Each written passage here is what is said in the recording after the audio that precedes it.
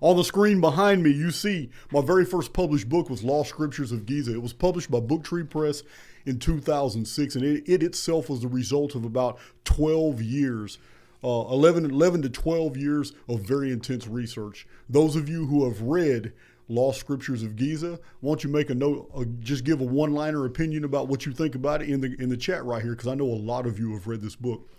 I take great pride in my very first published book because my publisher specifically wanted to publish it because he is a reprints publisher and he was very familiar with my bibliography, and he was shocked that my bibliography is packed with books from the 14th, 15th, 16th, 17th, and 18th and 19th centuries. My bibliography was almost all pre-World War II, and the type of information is very different than other books. My publisher, Paul Tice in San Diego, was impressed with the work because I was a prisoner.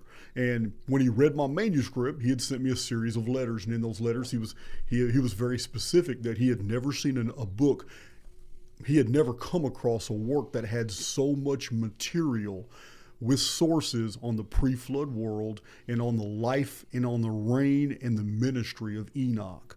And I had spent a very considerable amount of time chasing source materials and writing people all over the world to secure copies of the books I needed to do basically a thesis on who Enoch was according to different ancient cultures, what he accomplished, and what he left as a legacy in this world. You're looking on the screen right now what this individual, he wasn't called Enoch when he was alive. This was a Jewish attachment. This is a rabbinical attachment to an identity and a personality that far antedates anything in the Hebrew scriptures. And this goes back to ancient times, to the pre-cataclysm world. You're looking on the screen right now at the monument that this individual who was remembered as Enoch left behind. He was remembered also as Hermes.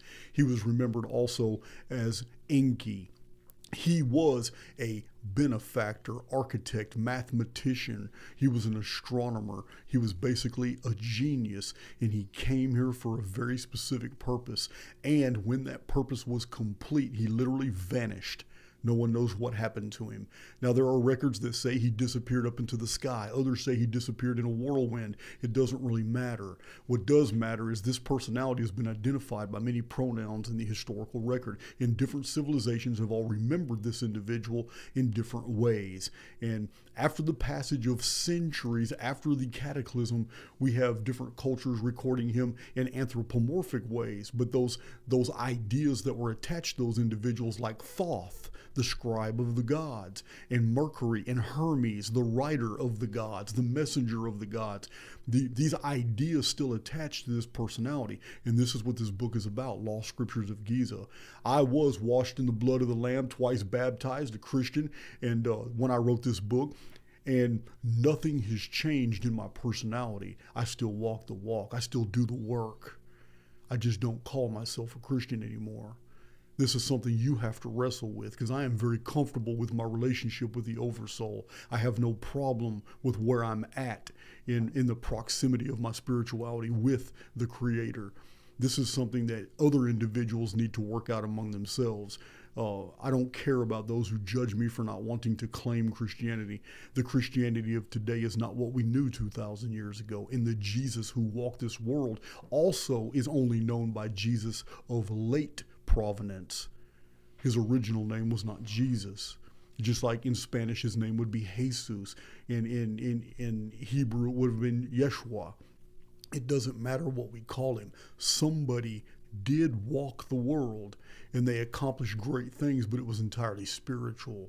The things they released into the world by virtue of the word are profound. It changed cultures and whole civilizations and brought new belief systems into the world. This individual accomplished what they wanted to. They showed there was a way and a gate, and they provided a way for the exit. And it's all codified in the New Testament. And these codes go back to the Old Testament. And over throughout the Archaix research, you guys have seen elements. I have shared these, just glimpses of great and very powerful truths that are layered all throughout the biblical materials. But in doing this, I've also had to show the dark. I've also had to show what was forged. I've had to reveal to you guys where some of these texts came from, because they are not from the sources that modern Christianity thinks they're from. But it doesn't take away from their spiritual value. A Christian in Rome or in Mauritania or in Bithynia 2,000 years ago or 19 centuries ago wasn't any more spiritual than somebody who was believing in the Christos or in the Word made flesh in Persia, believing in the Logos of the Gnostics, believing in the Word traveling through ancient Greece under a different name. In the mysteries of Mithra, we have the crucified God. In the mysteries of Orphis, we have the crucified God. In fact, there are at least 24 ancient crucified gods way before Christianity came into existence. But Christianity is not the origin of the faith in the Word made flesh. It is not the origin of God manifesting in the form of a man and teaching great things. This has happened repetitively. A benefactor has entered into this construct when he was needed and performed this multiple times. The story of Jesus is the manifestation of one of those times. This has happened multiple times, and it's in the historical record in multiple ways. And this personality, this divinity that appears and provides these teachings has done this into different cultures, being called different things. But the common denominator showed that this was a being of love. This was a being that abhorred judgment. This was a being that was against the status quo. This was a being who spoke in parables. This was like a Buddha. All throughout the Archaix research, I've showed you the glimpses of the chief cornerstone, the stone uncut by human hands, the stone the builders rejected. I have identified the builders. I have explained to you the role of the Anunnaki and the Archons, what ancient Babylon did in filtering all the pre-flood material into a Babylonian Semitic lens that corrupted it into a world of materialism. But it wasn't like that. How it rewrote the pre-flood histories to get us to believe in fables and fantasies and mythology. It is the same thing that the Roman Church, the New Babylon, did. And from Rome, the scriptures were contaminated in the original pure writings, which had no supernatural elements. The only thing supernatural were the teachings, the parables, the literal word that came from God manifest. These were the things that were very powerful. These were the things that were corrupted by the church, and the church did not have the power, and nor was power ever granted to the world or the God of this world, the demiurge. Call him what you want. Call him Satan, call him Yaldabaoth, Ahriman, the devil. Whatever title you give it, it doesn't matter. It's still the same personality, and that personality has impressed itself upon our reality in the acts of trying to dissuade people from looking at the Word. When I say the Word, I am only referring to the red-lettered edition of the New Testament. Those of you who have Bibles that separate the words of Jesus from all the extra stuff around it that's in black letters. The black letter parts were written by the church. The red letter parts are ancient. One of those ancient copies was in the possession of Archaix, a navigator almost 2,000 years ago. It was originally circulated and known as the Gospel of Archaix, and the Gospel of Archaix had attached to it 13 letters of somebody we believe was Apollonius. This later became abbreviated to Paul. This person was someone who promoted the original idea of Christianity, which was the Logos and the Word and the Christ consciousness. But he was never referring to an actual individual. And a lot of the evidence is still preserved in the New Testament today and has not been contaminated.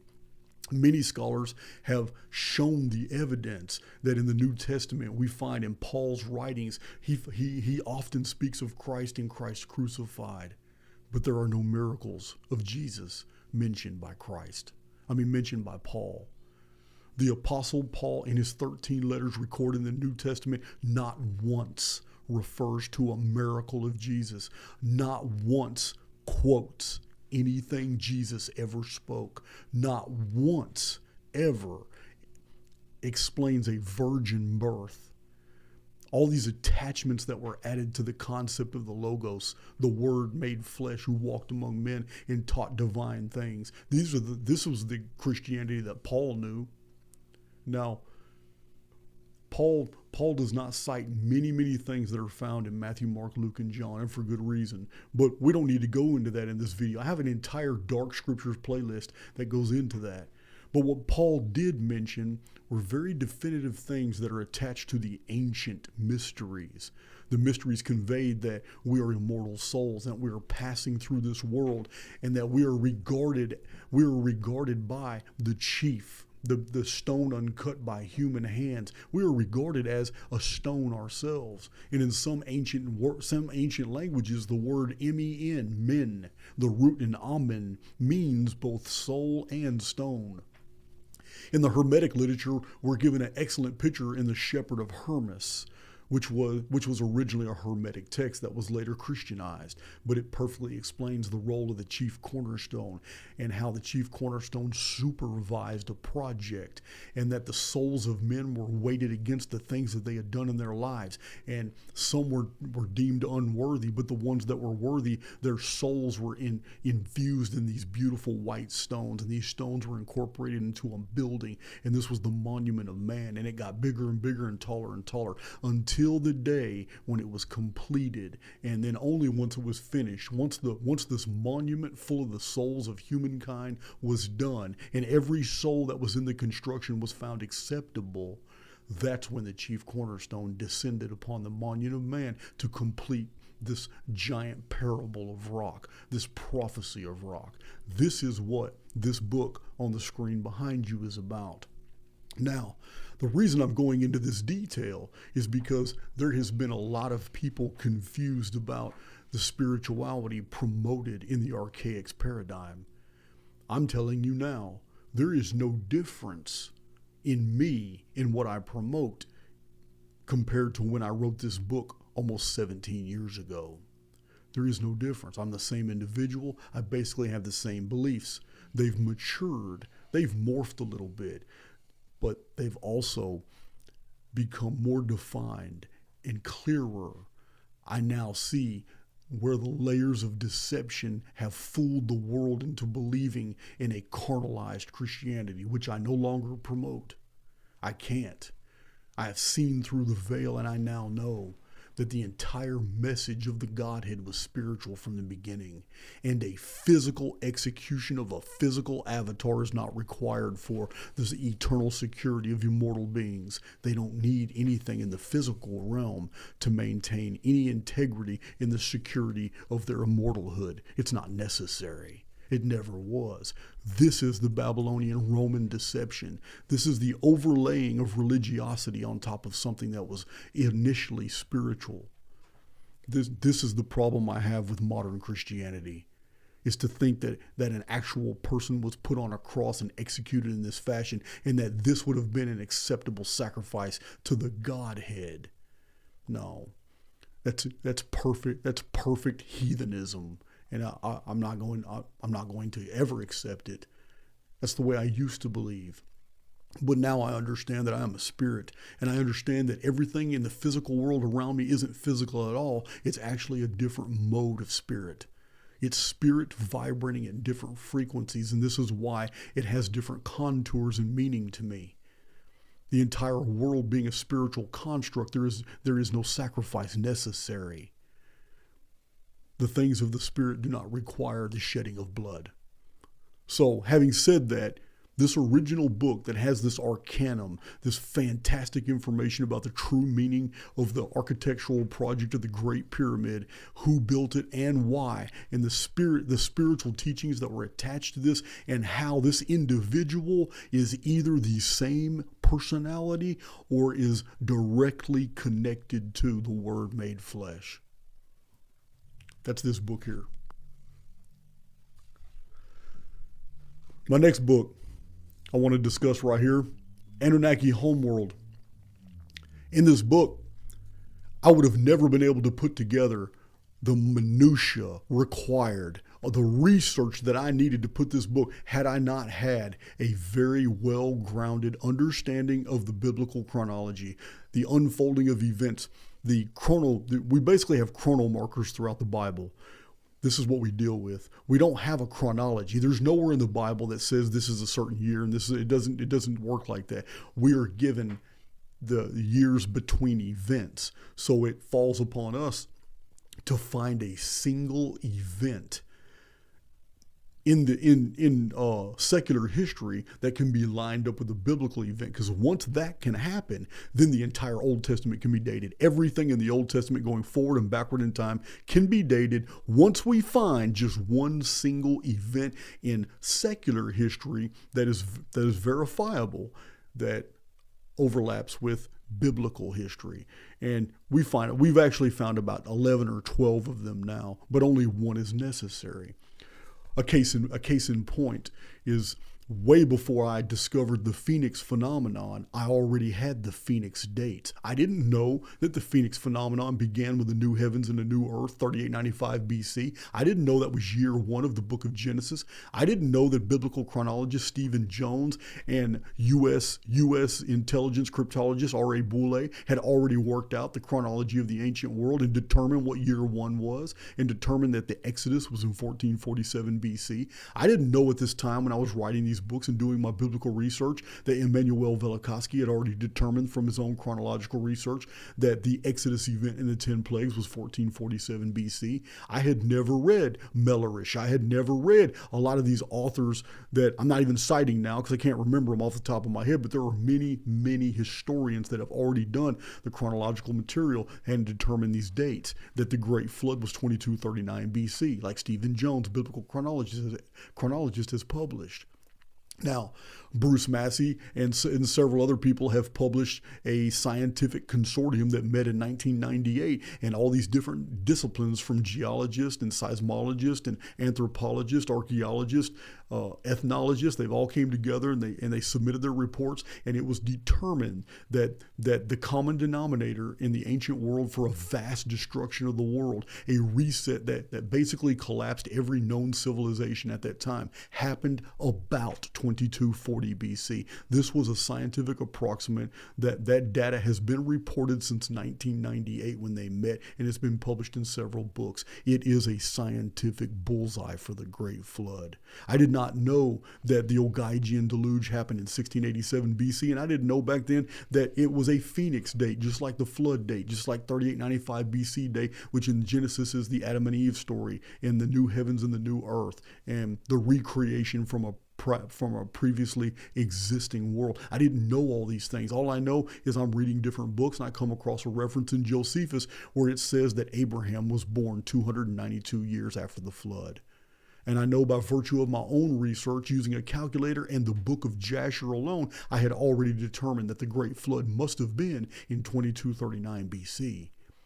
In my pyramid research, studying the pyramid and looking at the measurements in the pyramid, it was very obvious to me that these timelines were encoded in the rectilinear dimensions and measurements of the Great Pyramid. At that time, I had no idea that these were already well established in other published findings. It wasn't an Archaix, didn't even exist back then. I'm just a Christian in prison, and I'm being led by the Spirit, and I am making discovery after discovery after discovery. I am following my intuition, and I am reading and absorbing all the books that came to me by virtue of benefactors from all over the world that were in contact with my publisher, in different email campaigns that school teachers and people had involved themselves in when they saw the caliber of my research and what I was actually doing. I was putting together a illustrated history of the world, charts to show everybody how easy it is to factor all these dates that are found in the Bible.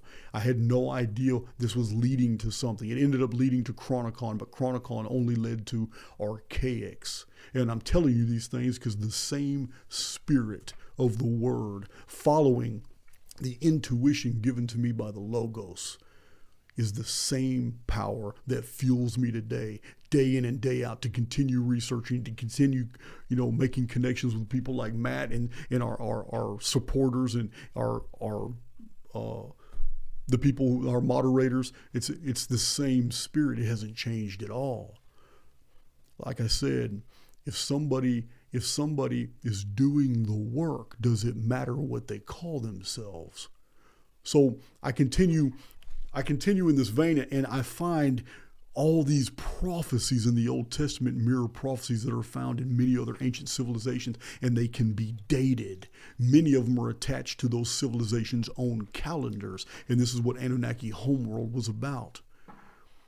And I produced a video, Abraham at the Great Pyramid of Egypt. And now that I have this biblical, now that I understand the series of events conveyed to me in the biblical record, I can now look at secular historical records and I can see things that other people can't see. So when I read an ancient Egyptian papyrus and I find out that a relic of extraordinary awe was found in the desert of Egypt, and Pharaoh and Pharaoh's court were astonished, and they were perplexed because there was symbols that called plans with numbers that they couldn't interpret. But then an old man, a foreigner, entered Egypt, and the Egyptian record says he was 110 years old. This 110-year-old man came from the land of the Philistines, entered Egypt, and understood the secrets of Thoth. Remember who Thoth is. To the Egyptians, he's the messenger of the gods. He's the package that was put around the personality of the memory they had of Enoch, the one who built the Great Pyramid. So this foreigner who is 110 years old, who comes from the land of the Philistines, he is a shepherd, and he comes into Egypt. This is an Egyptian papyrus. And when he's in Egypt, he tells them the secrets of Thoth, and they are amazed because they take him into a chamber which has all the numbers of Thoth, and he understands them. In the book of Genesis, chronologically, Abraham was living in the land of the Philistines, and he had been getting into it with Abimelech, a Philistine king, over a well. And at age 110 years old, according to Genesis, Abraham traveled to the land of Egypt and visited Pharaoh's court. It's little anecdotes like this, hundreds of them, that I have found in the historical secular records from all around the world that have added. This is why Archaix is absolutely packed with all this historical information, chronological information that is novel to you. This is when new people come into Archaix and they look at these older videos and they're shocked. And a lot of people look at them and then leave because they just can't process the magnitude of these discoveries. You don't have to read Lost Scriptures of Giza. I have the entire book as an audio book right here on my channel. If you just use the channel search bar, you can see Lost Scriptures of Giza, and you don't have to order the book. You can listen to me. I'll read it to you. Return of the Fallen Ones was another book I had published. Again, my publisher was quick. San Diego Book Tree was quick to jump on this, and it is because, and this is their own testimony, they believe that this book has more information about ancient world's calendars and the actual society of the world, the societies that were extant in the world before the flood than any other book published. And that's a hell of a compliment, because these people here, they're reprint publishers, and they're very, very familiar with the bibliographies that are out there. They're very familiar with the modern and historic authors. So this book here goes into a tremendous amount of detail, especially about the 7 kings. You have to understand what's unfolding in the book of Revelation is completely connected to everything that unfolded in the world before the cataclysm.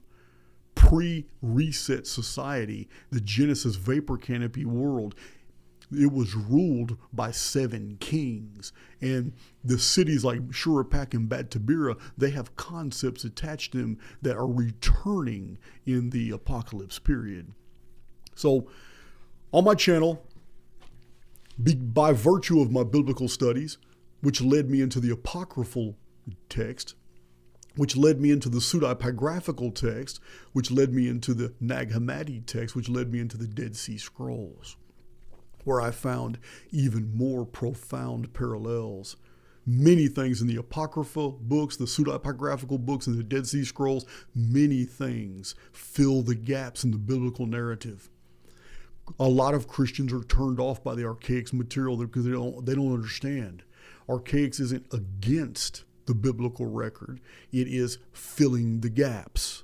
The book of Genesis alone is 50 chapters. Those 50 chapters, if you count the chronographical markers, you will find out from the very first thing you can count to the end is 2,555 years.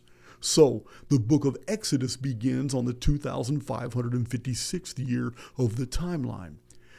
Genesis is only 50 chapters, yet it covers 2,555 years. This is what a lot of modern Christians will consider history. I don't. It's good to have. It's an excellent backbone to put some sinews, tendons, and muscle on, but it's not everything. The biblical materials were provided to us to be instructive, but the work still has to be done. Archaix fills the gaps. That 2,555-year history from 3895 BC, the reset, where after mankind was reintroduced and told to be fruitful, multiply, and replenish the earth, that's 3895 BC. It's a hell of a cataclysm. So bad that even in Genesis, it was a new heavens and new earth. In the Enema Elish, which is the 7 stages of creation, it's the exact same thing. But it's a destruction caused by Tiamat.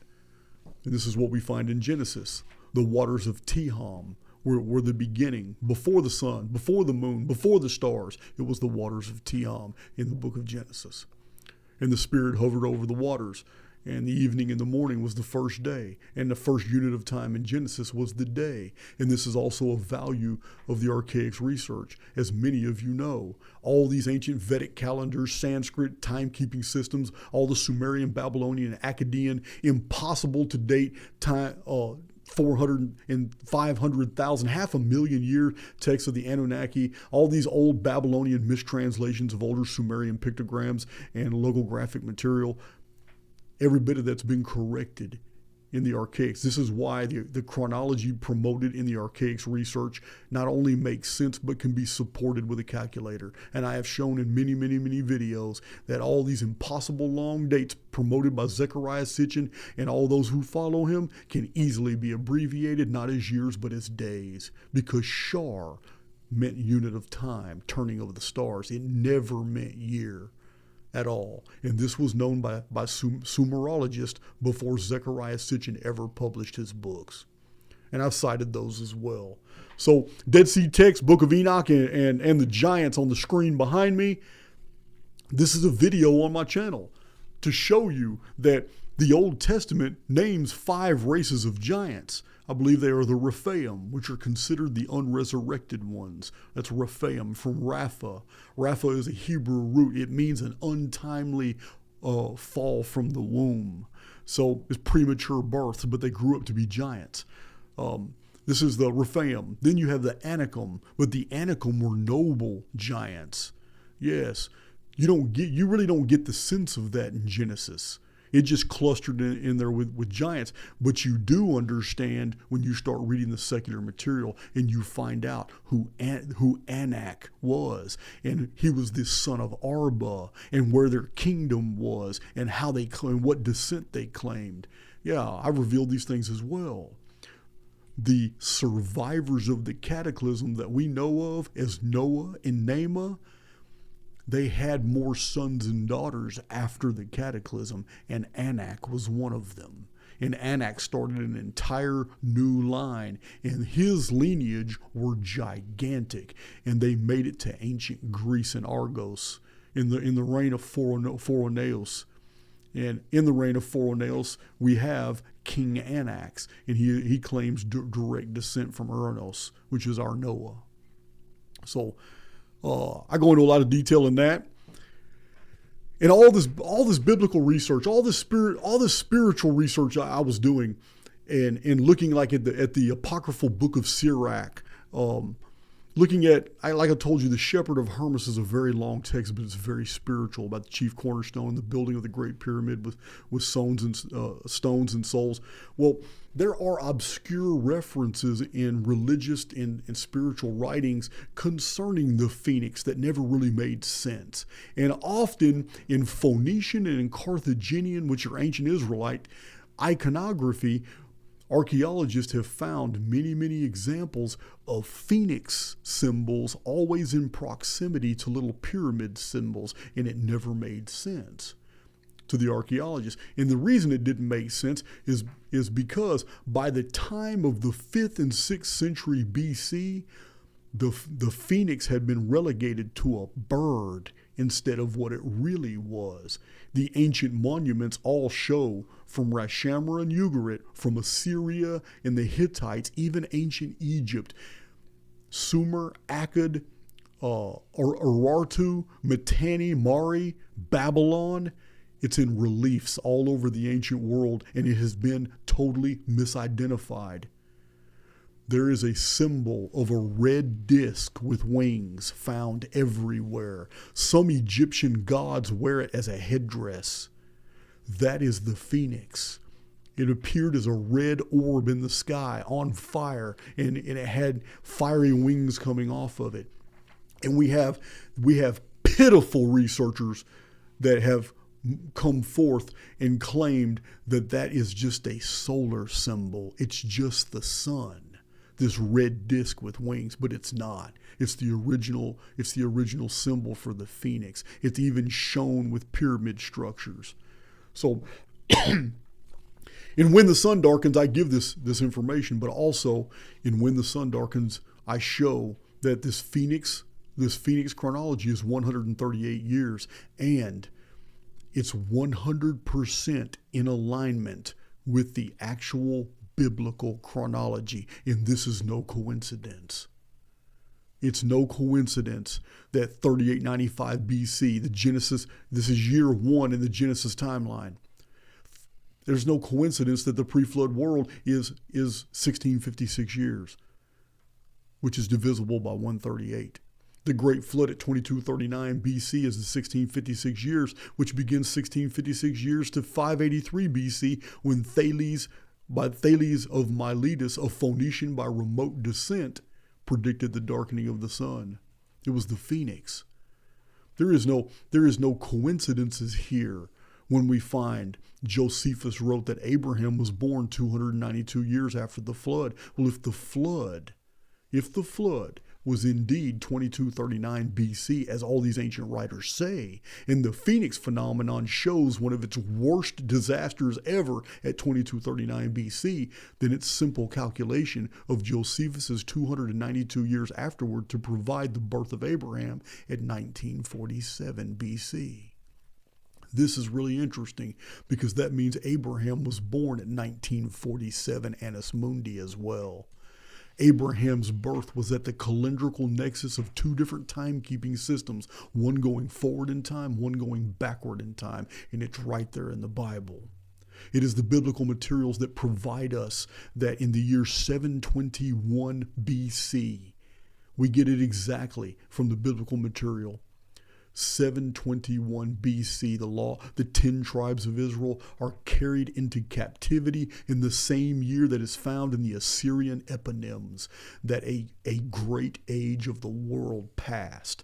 And the Assyrians only claimed that great ages passed for the same reason the Hindus did. Something had to have happened, like a disaster or a cataclysm, for them to make that proclamation. But in Assyrian records, we have a reference that has survived to modern times, that has been translated from the cuneiform, and it's 721 BC on our calendar, and it's a new age, according to the Assyrians. It's a phoenix year. It's on the 138-year timeline. It's also the exact year that the Assyrians took the 10 tribes. This is the origin of the story of the lost 10 tribes of Israel. Now, we know them in the historical record as Bit Omri. They were later, after they escaped to Syria, they were known as Bitcumri. Then they just lost the Bit, which just means the house of, and they became the Qumri and the Simri and the Camri and the Cimmerians. And they just, from there, they spread all over northern Asia and Europe, and they passed through the Caucasus, and they spread out into several branches and became many different European nations. These were after other Israelite descended peoples had passed through, that were known as the Argives, the Achaeans, the Danans, the Carthaginians.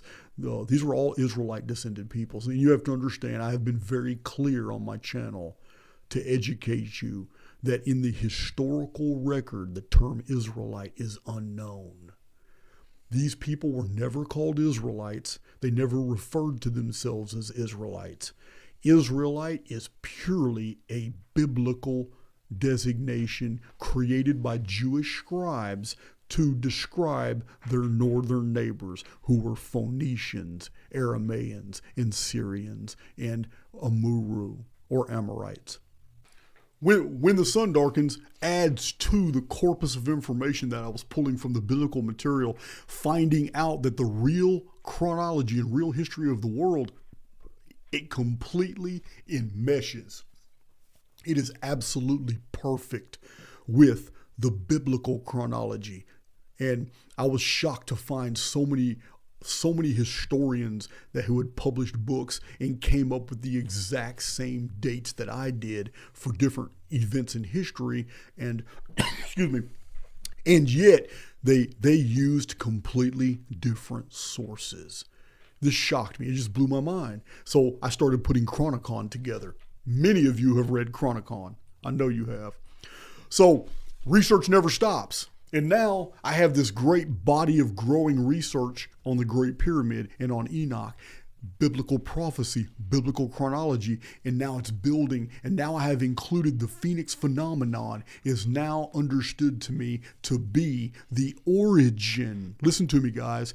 The Phoenix phenomenon, 138-year periodicity.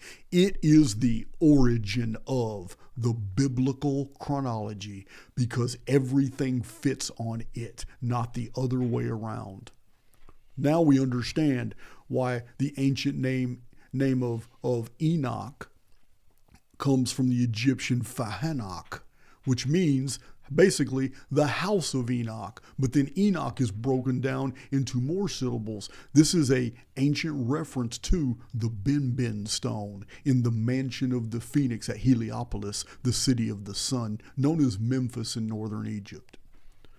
So, but Nostradamus and the Planets of Apocalypse, I am now putting together all the threads. This is the first book where I begin putting all these threads together, how the Phoenix is connected intrinsically with biblical prophecy and with basically the esoteric information about the Great Pyramid. And what Nostradamus said about the Phoenix is astonishing. Nostradamus has coded all his things. You guys remember in that book I explained there were codes found by Caesar Ramati in Nostradamus's lost manuscript, which was published. And in there it even talks about the last days, where Nostradamus himself said that a code written by Nostradamus specifically mentions the year 1903 in reference to the last days of the Phoenix. And then Caesar Ramati found another code that talks about says I see heavy visions. I see Jesus presenting in the last days 6 lenses and a telescope, and he sees the whole Western world will die. He sees great migrations from the West going back to people of the land of nativity. You'll have to read the book. The references are obscure, and there's so many of them, but all these quatrains, probably 50 or 60 different quatrains of the centuries of Nostradamus are in this book, and it's all about the Phoenix phenomenon. Nostradamus hid it in a code. Even the number 138 is found in the quatrains, and it's astonishing. Everything's in this book explaining. As a matter of fact, because I know that many people throughout the publishing history of this book, were going to order this book and read it from around the world and not know anything about the Phoenix phenomenon, I actually have a chapter in there before I break down Nostradamus' quatrains. I actually have a chapter in there that gives you a summary of what happened on each 138-year period all the way down, so people could be educated before they actually get into what Nostradamus said. So this right here is also on my channel for anybody who wants to see it. It hasn't had a lot of views, and I get that. I understand. I only had like 300 or 400 subs back when I posted this video. But this is the Truther Manifesto.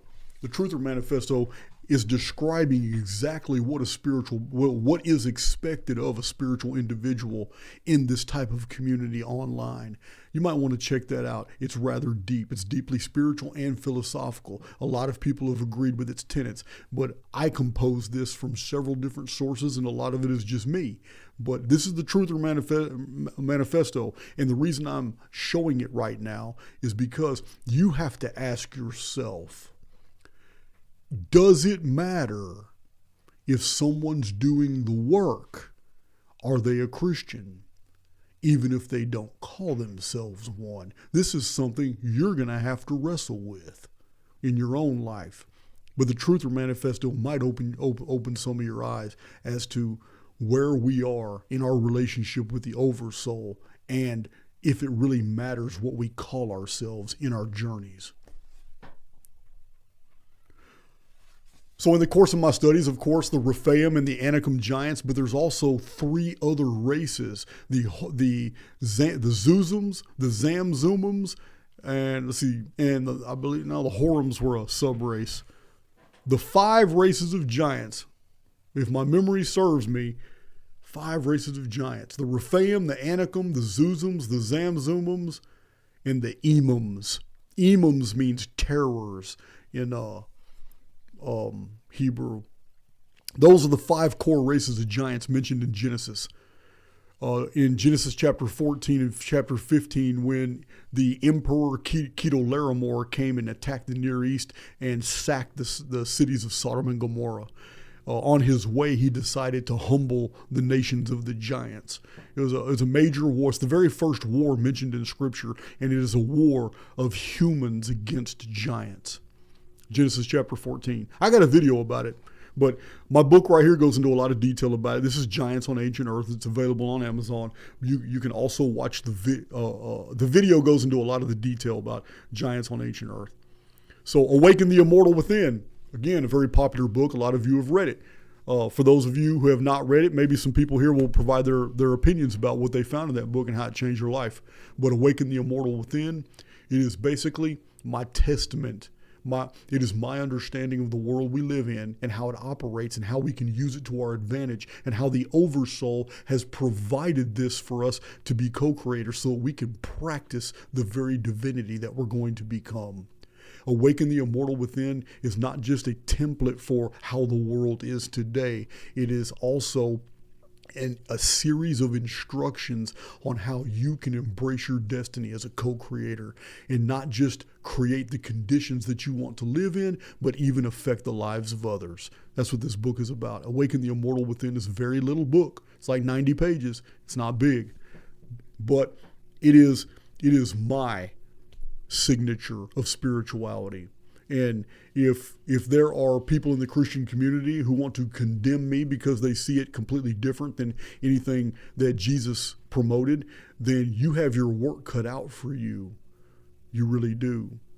Because there is nothing in the Archaix paradigm, the Archaix presentations, the teachings all spread throughout Archaix, published books, and all 420-something videos. There's nothing that I go against in the teachings of Jesus. But I will tell you that Archaix has set itself up as an enemy of the church. And you can interpret that any way you want to. Shocking Secrets of Antiquity. My research never ended, guys. Even though these books were published, I don't lose interest just because all my research has been condensed into a bunch of narratives and chapters and published with a bibliography. And it doesn't stop. My mind doesn't work that way. I don't move on. I'm still interested in learning new things and how to apply them to old research. I do it all the time. I mean, you guys see the videos. So Shocking Secrets of Antiquity is huge. And many of my videos were made from the data that's in this book. But the title is not deceptive. Racial Wars of the Bronze Age, Unusual Artifacts, Technolithic Engineering, and the Two Cataclysms That Buried History. That's what this book is. It's 400 pages, and it cites 247 books and reports. It has a pretty extensive bibliography. You could probably, and I'm not exaggerating, you can probably spend the rest of your life, if you read this book, just ordering the books that are in the bibliography and reading those, and you probably wouldn't have time for anything else. Yeah, it's not easy to read. It's not easy to read large reference books and nonfiction books and ancient history and all that. It's not. You'd be lucky to be able to read one every week. It's 52 weeks in a year. You're not going to be able to read as many books as you think. Eden was never lost. In this video, it's on YouTube. On my channel, Eden was never lost. If you were to watch this video, you would understand that many of the symbols, Genesis is full of symbols. It has a narrative, but the narrative is full of actual symbols that mean something else. Eden was never lost will educate you what the two trees are. It will educate you about the tree of knowledge of good and evil, what it actually was. It will educate you about the tree of life and what it actually was. It will educate you about how mankind was deceived from the beginning. The fall of man was not because man sinned. The evidence is in Genesis itself. In the garden of God, there were two trees. One of them was a tree of knowledge of good and evil. This means evil on earth pre-existed any offense man committed. When you take that into consideration, the conversation of the serpent takes on a whole new meaning. Yeah, guys, I got videos on that conversation. Another video, I'm really surprised this video hasn't been visited by more people because I'm actually reading and showing you text from a very old book from 1868. An archaeologist went to the exact area mentioned in the book of Genesis in chapter 14 and 15. It's called the land of Bashan. It's in northern Syria. It's all mountains. It's very hard to get to. He went there and he found cities basically etched into the side of mountains with whole galleries of rock. They could have supported thousands of people, but those people, because of the jambs and the lintels on the doors and the beds that were etched into the sides of the walls and the recesses to like cabinets for people to read, this book shows you whoever lived in these cities and built these cities etched out of mountains, high up in the mountains, it was in another world.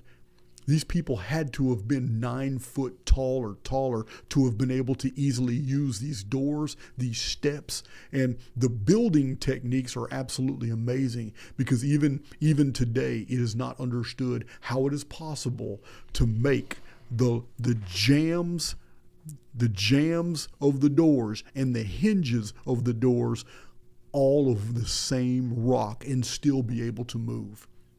They have no idea how it's possible. But in Bashan, in this video, these things are described, these archaeological anomalies that are connected to a race of people that were much bigger than we are today.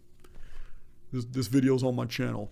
And of course, this video is on my channel also for those who want to be more educated about the chief cornerstone and the chief cornerstone being a symbol of the benefactor, somebody who is operating in service to humanity from a distance, but won't actually come here until the number of souls is made complete.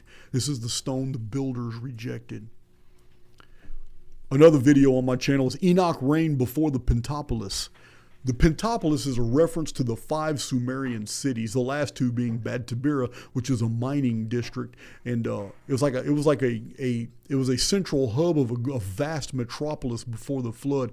It was pure capitalism in this area, and its competitor was another city, which happened to be a capital city for the Pentapolis, called Shuruppak. And in the Sumerian and Akkadian text, the flood hero Utnapishtim, also known as Archaix, this is the biblical Noah. He came from the city of Shuruppak, and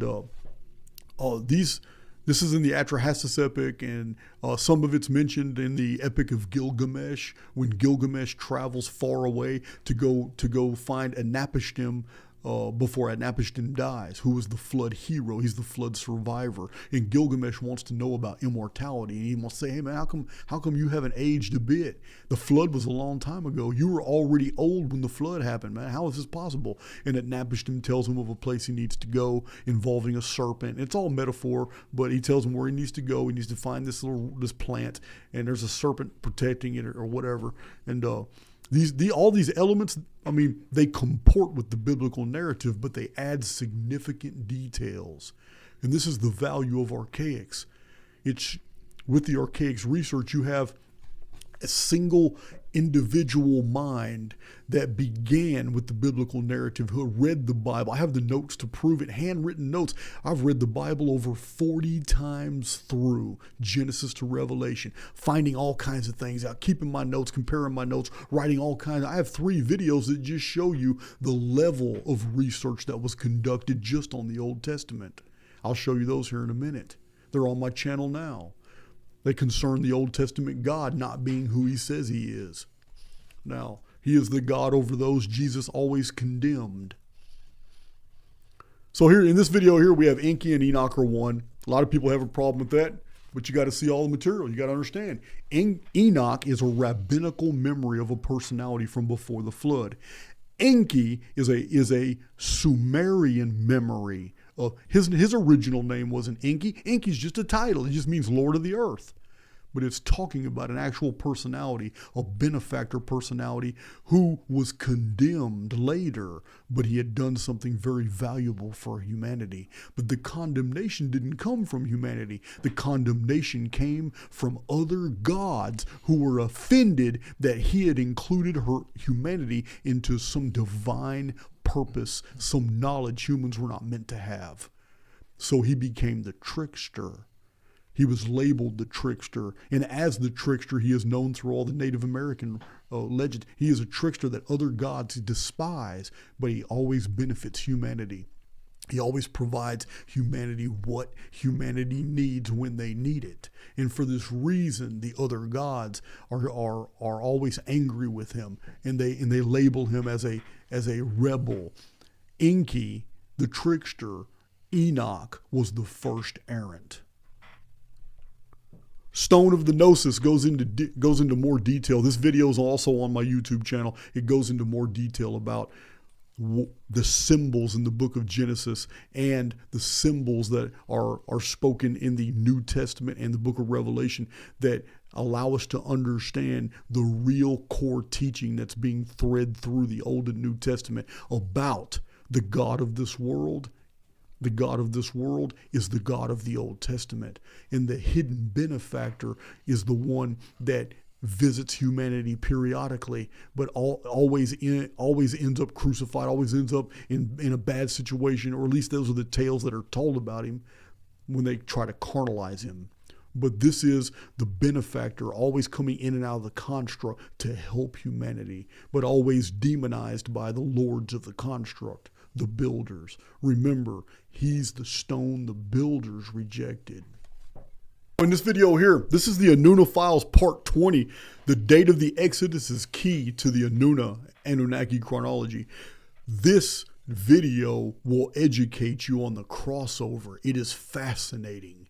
the crossover between secular world history and secular historians and the biblical narrative of the 10 plagues over Egypt and the mass exodus of different races and cultures that fled Egypt at this cataclysm. The year was 1447 BC. It was 2448 Annus Mundi. So, which is interesting because it's exactly 1/3 of the entire simulacrum chronology to the arrival of the chief cornerstone. Remember, Archaix's model starts at 5239 BC. That's year 1 of the Anuna chronology of 600-year period. It's called the Great Year. 5239 BC is year 1. In the 7344th year is 2106 AD, the descent of the chief cornerstone.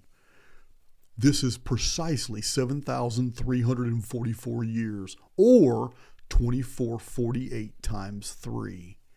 In 2448, Annus Mundi was the year of the Exodus. So, I'm gonna let you watch that video so you can determine more. Here's Moses' epic as a fairy tale. This is about the God Yahweh. This is about the demon that jumped out of a burning bush and started everything else. Because remember, Genesis, the Genesis covenant, the Brahmic covenant, Brahma and Saraswati becoming Abraham and Sarah. In the book of Genesis, that covenant is very different with very different prophecies and promises. It's a very different covenant. A new covenant appeared. It is a covenant of war, of violence, of pain, of punishment. This covenant is in the book of Exodus, Leviticus, Numbers, and Deuteronomy. This covenant is laden with hundreds of rules, hundreds of laws. The covenant of Brahma, the covenant of Abraham in Genesis is not. It's a spiritual covenant. The covenant of Yahweh is something completely different. And the Israelites weren't going to have any part of that at all. And this is why they suffered so bad. If you read all the executions and impalements and all the burning by fire, all the things that happened because the Israelites were not going to bow down to this desert demon that was promoted by Moses. They weren't going to do it. They were not going to be subject to this law at all. This was done by the Levites. The Levites are the followers of Leviathan.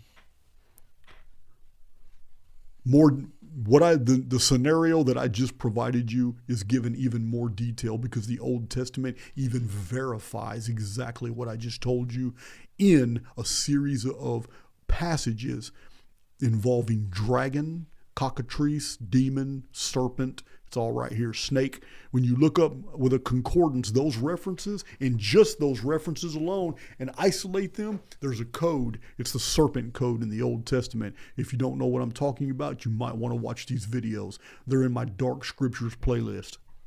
There we go. And the third of that series, called The Great Deceit, is Yahweh, the God of murder. And I show, using nothing but the biblical scriptures, over 100 scriptures, I show you exactly the personality of this deity. And it's nothing like the personality of the one we call Jesus in the New Testament. They are complete opposites. Remember, in the New Testament, Satan is the god of this world. Another video you might want to check out if you're new to my channel is Genesis Syllabus Mystery. I go through the book of Genesis and I show you the symbols and where they're found, and I tell you what they really mean based off where they're found elsewhere. This is something you may want to find. The Lucifer mythos is very old. This is also on my channel. I'm basically showing you guys all the evidence that since the beginning of Archaix, I have never really strayed. I have never really strayed from my Christian spirituality at all. I haven't. Like I said, I have absolutely no faith whatsoever in religiosity, in the church. I do not believe that the pulpits in the world are preaching the truth anymore. I think those days are over. I think the real Christianity is something that is evasive. It's the minority. It's the errants. It has nothing to do with the collective anymore, because collective Christianity is carnalized Christianity. It is the Babylonian version. I will have no part of that. The Jesus Enigma, again, you can watch the Jesus Enigma and you'll get more details about what I'm telling you right now. Crucifixion and the Phoenix, again, this is another the Phoenix mythos was very, very popular back then, and the church needed to tie in the execution of Mithra, the execution of Orphis, the execution of Dionysius. They needed to tie in their heathen model of a crucified God in with Jesus. They wanted to marry these two concepts. They're not originally connected. Jesus was not originally connected to all these ideas of a crucified God. That only came later. The Roman church, the New Babylon, did that. Mystery Babylon. It's the one that imposed that. And the best way they could impose that was to claim that the death of Christ was connected to the appearance of Phoenix. Phoenix always promoted the idea of a new age. So this is why they did what they did. This is why the passage was invented, that the sun darkened and there was a great earthquake and all that. But we have 11 different historians, and I cite them on my channel today. Scholars have identified 11 different historians that were alive for which we still have their writings today, because the 1st century AD was one of the most well documented in history. And there's not a single reference to an earthquake at that time or a sun darkening. These were mythological overtones that were later attached to the original Jesus narrative, which did not have all the supernatural things occurring. Didn't have a virgin birth. It didn't have any of these things. These were later attachments of Mystery Babylon, not the original story. I go into more detail in these videos. So, having spent a couple decades going through the biblical material, which led me into the Hermetic material, which led me into the Gnostic material, which led me into the Zoroastrian, which led me into the Native American faith, which led me into the Buddhic and the Hindu, and I'm researching all these things. I'm reading things like the Tibetan Book of the Dead and Taoist material. I didn't stop, but I've never ever abandoned my true, absolute Christian spirituality. It's never left me. It's always been with me. Almost everything that Jesus ever said is almost exactly how I've lived my life. So I see these things that in modern Christianity, these ideas that are promoted, and it doesn't comport with what actually happened. I see how Jesus rebuked all these people, and we're told by preachers today, just have faith on Jesus, just call it in Jesus' name and you'll be healed, and you have faith in Jesus that he can heal you, and all the power is taken from the individual and given to the divinity. But that's not, Jesus' message was totally different. Jesus' message was, you are the divine, and that I did not heal you. Jesus rebuked people over and over. He told them, he says, by your own faith you were healed, because people would come up to him and touch him and they would be healed, and they would thank him, and they would just shed all these blessings on him, and over and over, it's almost like he was offended. He says, I didn't heal you. It was by your word you were healed, or by your actions you were healed, or by your faith you were healed. He always turned it back on the individual. This is almost the opposite of modern Christianity. Remember, guys, I have taken a lot of slack in emails. People get triggered. And you know what? I don't tell you guys all the times I'm attacked, but I've taken a lot of slack by people for little things such as what I'm telling you now. When I mentioned on my channel over a year ago that I take it as direct evidence that modern Christianity has fallen, by the very simple fact that there are hundreds of millions of people who are praying that cancer kills no one, that there's a cure going to be found, and none of those prayers get answered. Yeah, I've taken a lot of flat. People don't want to hear it in black and white. You don't want to hear it at all. All the prayer in the world can do nothing if the individual doesn't embrace that power. There is an immortal inheritance that we have. Some people get that information too late. I understand that. But we have to embrace the very inheritance that has been provided us. We have to speak things that are not as if they are. We have to realize we are the co-creators and that we don't get things by begging for them. It's not the way spirituality works. It's a relationship. And if you require one side, one partner of the relationship to do everything, then it's not a relationship.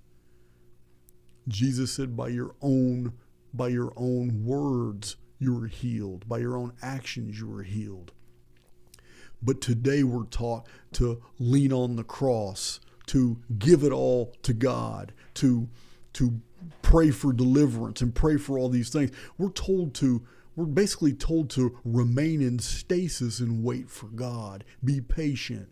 Your blessing is coming. I don't see it that way. I believe we claim the very things that we want, and then we start moving in that direction. And then the very movement of our avatar in the direction of a thing that we have only spoken into existence begins to knit those circumstances for us, because we live in spirit. We're not just spirits. The entire world around us is just different modes of spirit. It's just different vibrations of spirit. This is why this table feels hard. It too is an emanation of spirit, but it's at very low density, so it's able to feel solid to me. But it too is spirit. Everything is an extension of spirit, and I know this because everything is an extension of the oversoul, and the oversoul is pure spirit. And this is why I know it is not necessary that somebody be whipped and stabbed and with a spear and hung on a cross and nailed to a tree. None of these things are necessary for my eternal security. This is what Babylon Rome wanted me to believe. This signature of violence. It is the absolute signature of the God of this world. This predator versus prey ecosphere where animals have to tear each other apart just to continue their sustenance and feed their younglings. Yeah, it's a beautiful world, but it also shows the signature of violence, which is the hallmark of that thing that jumped out of a burning bush and offered man the covenant of the law. So yeah, this is the Archaix position. You can judge for yourself if it's biblical or not. I believe that it is. I believe, as I've stated in my books, my published books assert this. I believe that the Christianity promoted by Jesus, which is already an oxymoron, because Jesus never promoted Christianity. If Jesus was here today, he would not be a Christian. So the red letter edition of the New Testament, these teachings, this is core Israelite faith. This was the resurrection of ancient Israelite faith. I didn't say Jewish, Israelite faith. Because if you really study your Old Testaments, as I show you in a lot of my videos, if you really study your Old Testament, you'll find out really quick that there is cultural and racial differences between the Israelites and the Jews. They're totally different peoples. It's only because one group came into possession of all the texts of the other, and the other were led into captivity by a foreign nation, and there weren't enough of them left behind to preserve the integrity of their libraries. So their libraries were taken and rewritten by another people. So I've gone into that in detail on my channel, but this is the magical architecture of reality. I explain in this video what we're experiencing on a daily basis. This is exactly what Jesus was telling us about, that we create our own reality, and that faith isn't just a belief. Faith is a way of life. Faith is a course of action. Oh, I did it again. Again, God's in the making. I've taken flack for a lot of my videos because of the thumbnails, guys. People see the thumbnails and get triggered. But yeah, God's in the making. What do you think we're here to do? What do you think the New Testament is talking about? Know ye not ye are all gods? I mean, we are, there is no difference in the Archaix model in this in core Christianity. I don't know about modern Christianity. I've kind of left modern Christianity a long time ago, so whatever they're promoting now, I really don't even, I don't even follow it, so I don't know. Who you are, again, we're immortal beings. This is a good video for you. It's very short. This is a video that I started a series, and I need to get back on that series as soon as I have time, but this is the Pyramids of Argolis. It is Born of Egypt, Part 1. This is the beginning of the Israelite dispersions. 721 BC was the end of the dispersions. It's when the 10 lost tribes narrative begins, the migrations. But way before that, Israelite descended peoples were leaving Canaan and reappearing in Greece, in Italy, all throughout the Mediterranean, Mauritania, and Libya, all around Gaul, Spain, Europe, and making it to the shores of ancient Albion, the Emerald Isles, and Erin, Ireland. That's what this is about. Pyramids of Argolis. Israelite fleets begin colonizing the Mediterranean. There should have been another one there. I don't know what happened to it. I might have got, oh, there it is. The 7 Against Thebes is the next video. Born of Egypt, Part 2. Israelites in Greek formative period. This is the 7 Against Thebes. This video, too, for those of you who want to know a very ancient Israelite history, before the lost 10 tribes. Another video I have, for those of you who are interested, is the Archaix timeline of the ancient world. And it's, I don't remember much about that video. It might, that might be just an advertisement. Yeah, that might be an advertisement that, it is an advertisement. I'm sorry. It's a video, but it's an advertisement for my charts. I have chronological charts to put the whole entire Old Testament together with the secular. So it's one timeline that shows all the biblical events and shows all the secular historical events that I've been able to uncover. And it's ancient timeline, but it's Archaix timeline of the ancient world. It comes with charts and stuff. So in the course of my research, I realized, the biblical material was talking about a firmament above, an ocean that was suspended in the sky. And it explained for the longevity, explained for many things, the existence of giants. It explained for things that were anomalous to me that I couldn't find references to elsewhere. And this firmament above, I found later on, was known as a vapor canopy. And in my Native American studies, I found many references to the dark time, the midnight epic, the dark purple light time during the reign of Spider Grandmother, who would cast a web over the sky and trap the sun, and how after that period was over, the sun was bright in the sky, and it started a whole new calendar called the sun calendars. This is what the ancient American calendars are famous for. They're all sun-based calendars, and it's called the Sun Ages. Just like you guys are familiar with the Aztec stone of the fifth sun, which is actually a Toltec relic, but it's called the Aztec calendar stone. It's about four cataclysms have already passed involving the sun. And the apocalypse that we're waiting on, that we're entering, is the fifth sun.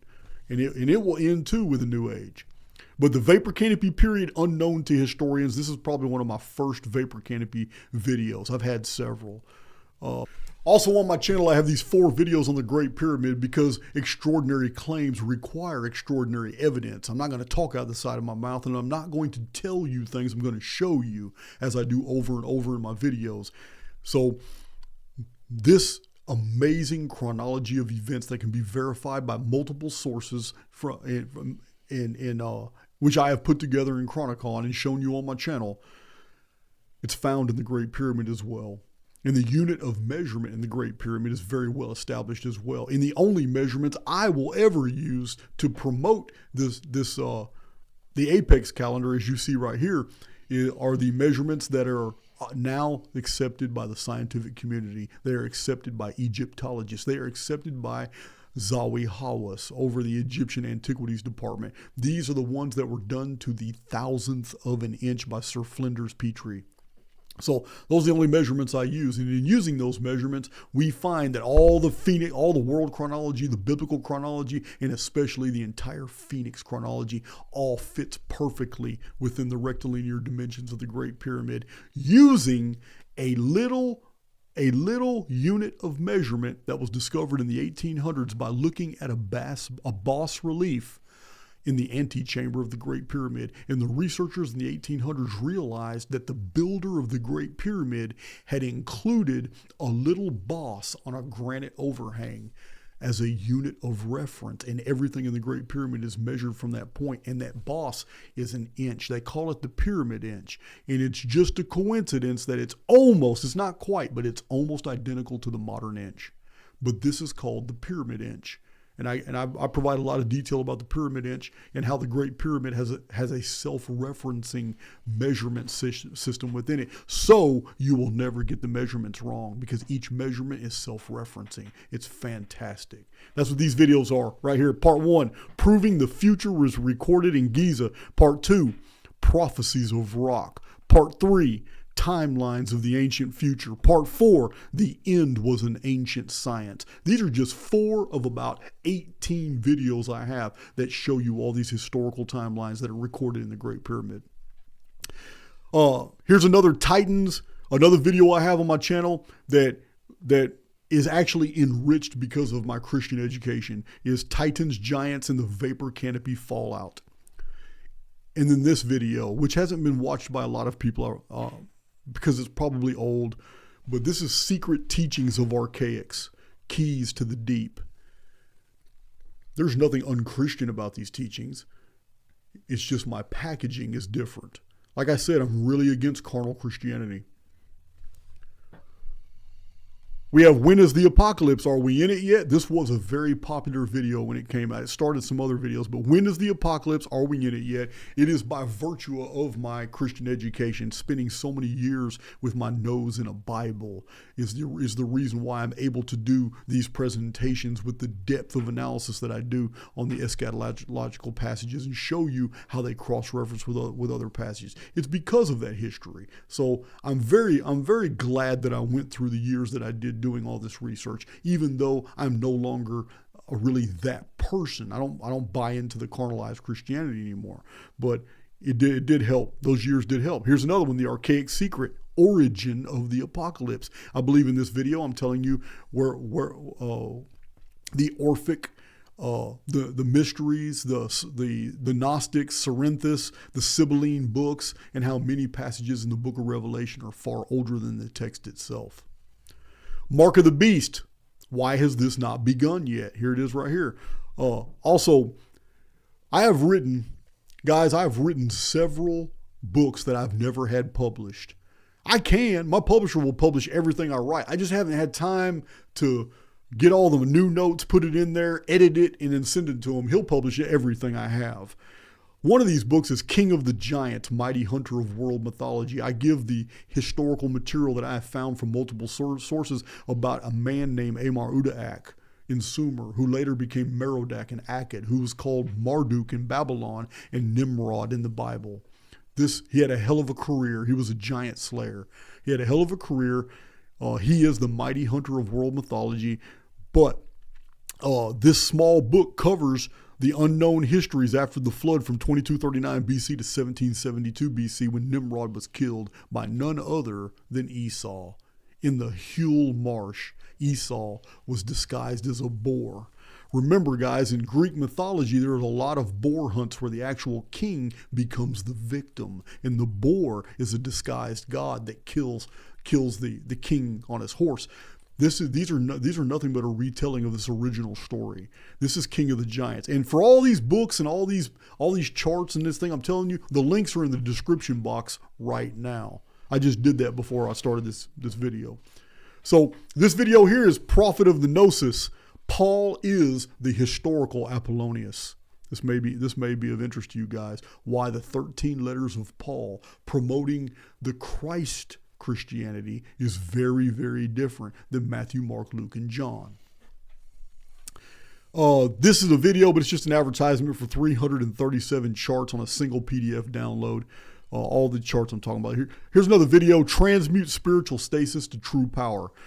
This video here is as an actual application of my position about us being co-creators and what we do when we find that we're in stasis. Because a lot of times we know what to do. We've done it before. We've experienced the benefit of being a co-creator. We have brought things into our reality by thinking and doing and knowing that these things were going to happen. But we go, it's like an ebb and flow. And sometimes we find ourselves in the ebb and nothing is happening for us. And we're in stasis. You need to watch this video. You need to break out of that. It's breaking pattern. You got to do that so you can just reinitiate.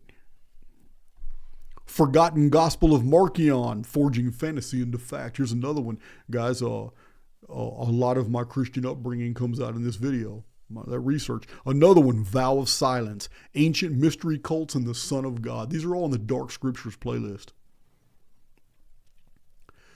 Here's a really interesting video that very few people have watched. The reason this video is important is because the dates that we have isolated for significant events in the Old Testament and the dates of the Phoenix 138-year chronology match perfectly. And yet we have an ancient historian named Manetho who published in his own research 2,000 something years ago. He published a timeline, and his timeline overlaid on top of the Archaix output for the Gihon flood of 3439 BC, the Great Flood of 2239 BC, and the Ogygian deluge of 1687 BC. Absolutely perfectly comport. It's beyond coincidence. It means that the Archaix chronology is absolutely precise. And so is Manetho's determination of this 1752-year period. Archaix 2.0, Genesis of Understanding. For those of you just getting into Archaix, this is a really good video because this was my introduction video to Archaix 2.0 when I decided to take it up a few notches. When I decided to start putting out more spiritual material and more in-depth material, revealing just how much of this reveals that we're actually in a simulated environment. Archaix 2.0, Genesis of Understanding, was a pretty popular video when it came out. I didn't have hardly any subs back then, but also Cocooned Immortality is another one. I didn't have a lot of subs back then, but it was popular when it came out. Cocooned Immortality, in this short video, I'm basically describing to you that you're an immortal being, you're here for a purpose, and all the tools that you need to be what you want to be in this lifetime have been provided to you, but you've got to be on the lookout for those institutions that are trying to brainwash you into thinking that you're something else. Here's a video from pre-flood giants to the war of the titans. Again, I'm just showing all these giants videos. A lot of you don't know I have so many videos on giants and titans, and they're very connected to Vapor Canopy videos as well. That's why there's a lot of overlap. Here's another old video, The Goddess, the Daughters of Men and the Rise of Patriarchy. Remember the daughters of men in Genesis chapter 6. The sons of God came unto the daughters of men, and they took all whom they chose. And the daughters of men gave birth to men of renown and heroes and stuff like that. It gets deep, just like this video gets super deep. And as a matter of fact, this video triggered several Christians in the comment section. The real history of Adam and Eve and the serpent. They're all symbols. Genesis chapter 1 and Genesis chapter 2, if you're new to my channel, isn't what you think it is. And this needs to be known by everybody, including anybody who wants to understand the origin of our calendar. You think Anno Domini calendar, which means year of our Lord, is a reference to Jesus. You're wrong. You're absolutely wrong. It is an invention of the Roman papacy, and it was designed to hide the Phoenix phenomenon. This video here will convince you of that. I show the books, I show the arithmetic, I cite the historical sources. The Anno Domini calendar, even today, anybody can Google it, and you will find that for the first 500 years of the Anno Domini calendar, the AD calendar did not exist.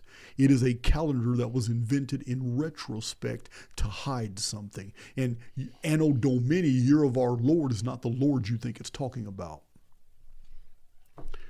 This is a video, although it's also a chart, This is a chart that synthesizes several different ancient calendrical systems, including the biblical, the phoenix, the Nemesis X object, the Mayan long count. All these are here, and with explanations on the bottom. I've given this chart away free to many people who email and ask me for it. I have no problem doing that. But it's also attached to a lot of other charts that give more explanations and timelines that are in the comments in the links below. It's also a video with a full explanation. It's called the Doomsday Chronology, the title of that video. Here is Memory and Mechanics of the Vapor Canopy World. I wanted to show this video today. I specifically put it in this list because many of you have said in the comment section, what is a vapor canopy? And been asking a lot of questions in the comment section. I've been noticing that. So I know that a lot of you are new to my channel and you don't know that there have been entire books and scientific studies on the vapor canopy. This is nothing that was made up in the Archaix research. Here's one that's related to the Old Testament biblical material as well. This video here is Backbone of a Giant. For those of you who don't know, Backbone of a Giant is the translation of a seaport used by King Solomon, which was called Ezion Geber. Ezion Geber faces the Indian Ocean. It is a backbone of a giant, and it was a mining district.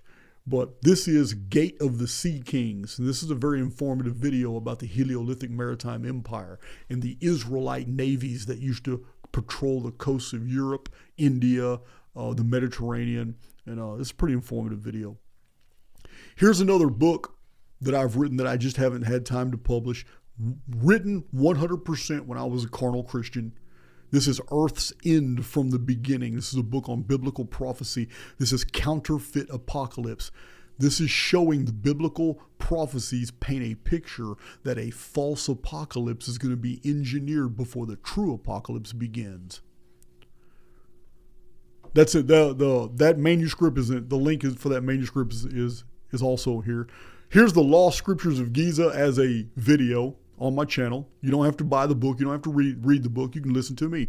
There is a Wizard Within You. This is another book on my take on why the law of attraction is fundamentally flawed, why it's very different than the archaic spiritual approach of actually using your informed field to interface with the neutral field of the simulacrum, which is an extension of the oversoul, and for you to build pictures of things you want in your life and then actually move your avatar in the direction and how this relationship with the simulacrum will then begin knitting those conditions and circumstances in your life to comport with the mental image. It is different. It's just like Jesus said, faith without works is dead. You got to work. Way of the Knight Errant. This is the video where I explain to you if the end is secure, if you know that the end is secure, then every step leading up to the end is secure as well. This is a good video if you want to empower your faith. And Mirror of the Divine, a recent video of mine. It's been very popular, but it too is explaining that we're in a relationship. This relationship requires two participants. You alone are not powerful enough to effect anything in your life. The simulacrum, this extension, this finger of the oversoul inside this construct will never do anything for you as well. The relationship is required. This is the mirror of the divine. You may want to, if you're new to my channel, you may want to check that out. So, in summary, we're done with that. In summary, I'm sorry this presentation was longer than ordinary. We don't have a long time for Q&A. But in summary, that the Christian principles by which I've lived my life haven't changed, only because my presentation is different. It said, I don't know of too many Christians that have the moral and ethical fabric to their personalities that I do. I'm not trying to be boastful. I'm not trying to brag, but I'm a very generous individual. I'm kind, even with my time. I'm always helping people. I've basically dedicated my life to providing people free information. I've dedicated my life to helping friends and family. I don't see the character traits that are that are in me, I don't see them shared in the collective. I don't see them. I do see them in friends and people that gravitate toward me. I do not see these traits in a lot of people who claim to be Christians today. Not in my community. Not the people I see on television. Not the people that I come in contact with when I was working as a contractor. I see these cultural Christians that are proud that they're a part of a religion, and they're able to tell people of their accomplishments. They're able to tell people of their standing with God, but I don't see them doing anything about it. I don't see them moving in the direction of that a spiritual being would be doing. So I do have a lot of problems with modern Christianity, but my problems with modern Christianity have nothing to do with the core spiritual message of Archaix. We are more than we suppose ourselves to be. I tell you guys this all the time. I said, not only that, but we can draw from ourselves more than we contain. And this is only possible if we're in a relationship with something that is greater than we are. There is nothing fundamentally different about the spiritual positions of Archaix than anything that ever came out of the red letter edition of Jesus' words. Everything Jesus spoke is basically represented in some form in the Archaix paradigm. But it's not packaged that way for carnal Christians, so many of them get triggered when they come to my channel. This video was inspired by Donnie. I don't know if he wanted to be named, but I'm going to put him out there. We had dinner with him recently. Matt and I met him, and this is a subject of discussion that we had, among other things. But I had no intention of doing this video until he and I were talking about it. I said, you know what, that'd be a really good topic for a video. Let me address this. So this was just in the last week. So I hope you guys enjoyed this presentation. I hope I've brought some more clarity as to what you're getting involved with when you come into contact with the Archaix material. Because this is not a cult, nor is this a religion at all. This is the admission that we are immortals, but we are stuck in a construct to a predetermined time.